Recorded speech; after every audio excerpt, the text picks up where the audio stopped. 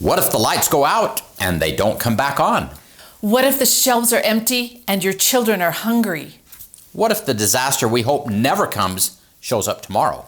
Let's talk about the top 10 concerns that are keeping preppers up at night and what you can do to sleep a little bit better.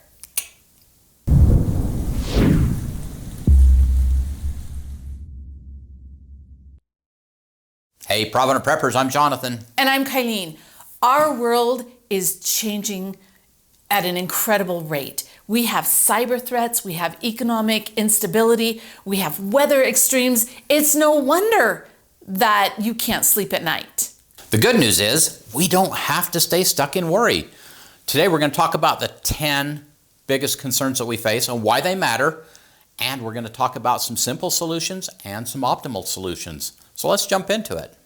The first one is power grid failure. We all know what happens when our power goes out, life stops. So let's talk about a few simple things that you can do to help make that power grid failure not quite as intense for you.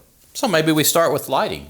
Lighting is super important, and these hybrid lights also have the ability to charge our cell phones and some other small things. So great solution. You can use things like candles, but we did this experiment, and I would highly recommend that you do this, but we turned our power off in the dead of January when we had little kids, and we learned so much. One of the things I learned was that flame options were not a good solution for us because the children were sticking things into that candle, and so it made a whole nother hazard. That's one of the reasons why we love these hybrid lights, and we'll leave a link to these and a promo code so that you can get a discount, but they just charge. I put them in the window and they charge, and I can do my cell phone and nobody can catch my house on fire with them. So that's a really good thing. One of the simple things that you just mentioned is do a practice exercise. Yeah. Do a power down day with your family and see what needs to change. It shows you where your needs are. Now, John is the expert when it comes to optimal solutions. There's a whole spectrum of wonderful solutions, from solar panels and batteries, the little power stations. Also, you want to think of backup heating and cooling solutions. And if you have medical needs, think about what those are and how you're going to solve those. Now, the second major thing that's keeping us up at night are food shortages. How am I going to feed my family when their store shelves are empty? And we've all experienced that with COVID. The best thing that we can do is to stock up and have at least a 2-week supply of the foods that our family normally eats. Now, we recommend actually a 3-month supply, but start where you can. That's the easy fix. And one of the easy fixes, this video should be out soon. This is it's in the bag way to do it, where you just put all the ingredients for a meal in a bag like this. It's reusable, the recipe's on the front. And if you have 14 of these, you have dinner for 2 weeks. If you have 90 of them, you have 3 months, right? That's only one way to do it. But having that short-term supply where you can eat no matter what is really important. Now, the optimal fix for this is to have an entire year's supply of food on hand, to be growing a garden so that you have that sustainable, the food that just renewable. It comes in all the time, right? And you can replenish that food storage. Do what you can, at least that 2-week supply. If you don't have anything, get busy on that one and you will sleep better. Food security is so important. So let's take a few steps. Number 3, water supply disruptions. Water is one of the most critical. We can't live very long without water, so make sure that you have some water stored. We recommend 2 gallons per person per day for at least 2 weeks. And then you want the ability to be able to find and treat, purify other water sources if it goes longer than that. That's a basic must-have fix, right? That's the easy fix. But when you're looking at the optimal fix, we would recommend the Rockwell water tank so that you can have in one tank, like our Galonzos. How much water are in our Galonzo tanks? 330 gallons. So that's, for us, we don't really have to worry about water for a while. And I think that's a really good solution also rainwater catchment tanks, so that if the disaster lasts longer, you can collect rainwater on a regular basis and don't have to worry about going out to find water. There's all kinds of solutions like that. Do the best you can, get your basic first, and then let's work on some of the optimal. Number 4 is an economic collapse or hyperinflation. How do you deal with that? And quite frankly, we're looking at the tariffs and thinking that maybe 3 months from now, we might not be able to get all the products and things that we do now. So for our simple fix, let's stock up now on the things that you can afford. Build up your pantry a little bit more. Any of the items that may come from another country that you use on a regular basis, make sure that you're stocking them. Medication. I think that that's kind of really important because that might be in limited supply. And that's our simple fix, right? But for our optimal fix, how about getting out of debt? Invest in tangible assets and maybe develop another income stream. We actually have several friends right now that are dealing with the loss of a job. And even if you just have a small side hustle, that can make a huge difference when your mainstream of income is cut off. Some things to think about. Number 5, civil unrest. This is always a very scary thing. So the things that you can do to get started, stay informed. Know what's happening in your community and in your world. Build your community. That is one of the best things you can do. Get to know your neighbors and get to know their needs. And as you get to know each other, then you can help each other out in these kinds of situations. As you work towards a more optimal solution, you're going to look at things like your locks, your lighting, your landscaping, other things like window films, things that you can do to make your home more resilient and make you more able to withstand whatever happens. And for the more optimal fixes, maybe look at installing security cameras, practice de-escalation techniques, and maybe learn some self-defense and practice some of those skills. That might be really important. Number 6 is medical emergencies. When disaster strikes, hospitals and the healthcare system can be totally overwhelmed, which means that you might not be able to get the care that you need. So your basic fix for this would be to make sure that you have some really well-stocked first aid kits. Get to know some of your friends or neighbors that might be medical professionals. Know where you can turn for help if you need help.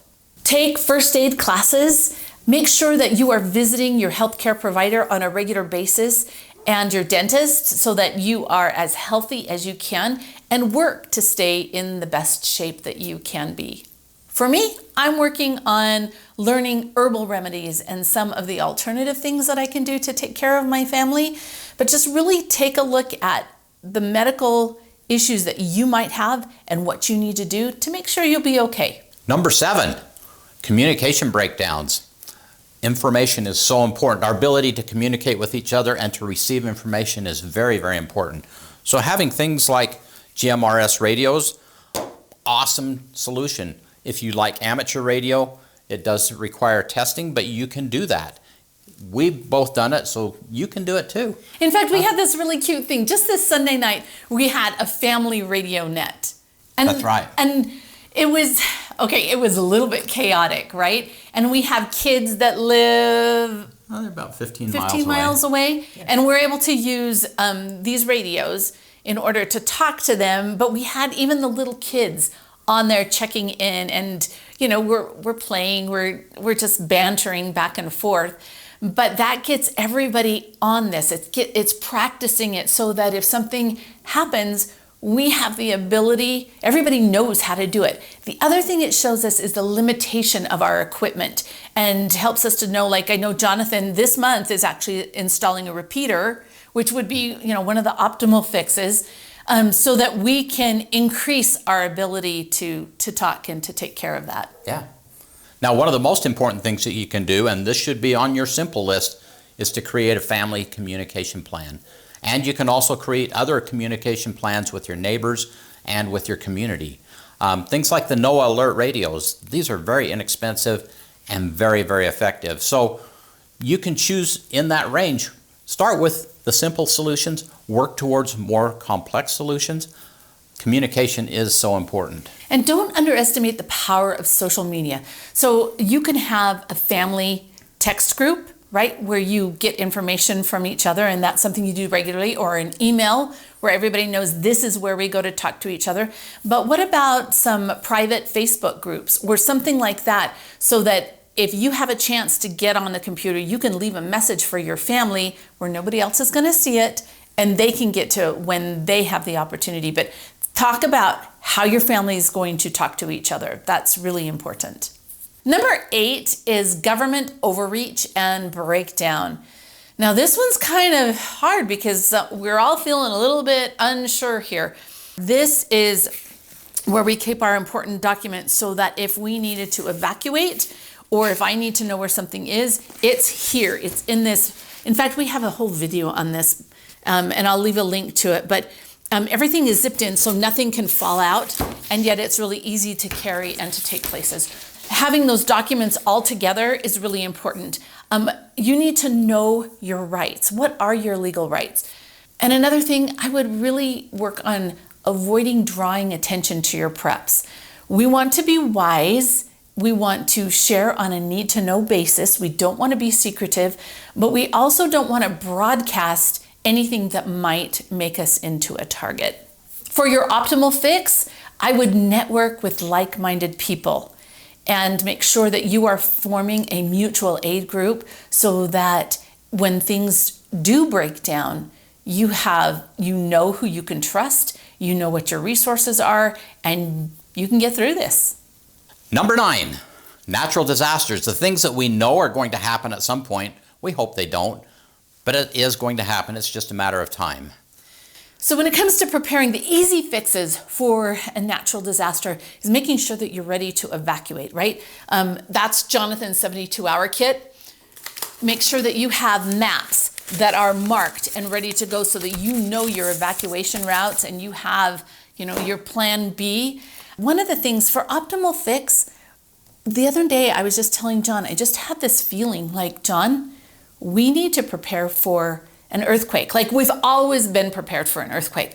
But I think now is the time that we need to just critically evaluate our home and say, if an earthquake struck today, what have we forgotten? Because when we retrofit our home so that we're ready for whatever it is that we're at risk for, earthquakes or hurricanes, I think that is really important. So we've really got to work on the earthquake thing and make sure that I don't have some loose things around. One of the other things that's really important is to build redundancy into your system. So do you have alternative shelter? Do you have alternative power? Do you have alternative supplies? If something happens, we need to make sure that we have alternative means to meet our most basic needs. So make sure that you have alternative power, alternative shelter, and alternative supplies. And one of the most critical steps that you can take is to create a plan. So if we are going to evacuate, where is that going to be? And are they ready to take care of us? Those are the things that we need to do. That's an upfront thing that should be happening right now. Our friend Nick just sent us a text about 25,000 people in Canada having to be evacuated due to wildfires. And where are they all going to stay? I mean, 25,000, that's a lot of hotel rooms. And so you've got to really be prepared and think this through because the threat is real. Now, number 10, I think this is actually the biggest concern for most of us. And that is that disaster is going to strike and I'm not going to be ready. I'm not going to have what I need. I'm not going to know what I need. And so I think this is one of those areas where we just have to take a deep breath, step back, and remember, for the easy fix, we're taking small, steady steps. Every little bit of progress that we can make will make us more secure and more ready. Every time you buy that extra can of soup or that extra something and put it on your shelf, you invest in one of these little hybrid lights. Those little steps can make a huge difference. Now, when it comes to the optimal fix for not being ready on time, we want to make sure that we've created a written plan. These are the threats. Prioritize it. What are the threats that scare you the most? What are the scenarios that really keep you up at night? And address those first and do it in your written plan, right? You've got these risks, and then what can I do reasonably to mitigate for that risk? And then let it go. Personally, I turn it over to God. I do everything that I can, and I let Him worry about it so that I have the ability to sleep. There you have it. There's 10 things that are keeping people awake at night. But they don't have to keep you awake at night. That's right. Because you got this. The critical key here is to turn your worry into action. Take those steps that are going to make you more prepared and give you peace of mind. Now for the question of the day. What's keeping you up at night, and what are you doing about it to make sure you're ready? Put them in the comments and let's talk about them. And thanks for being part of the solution.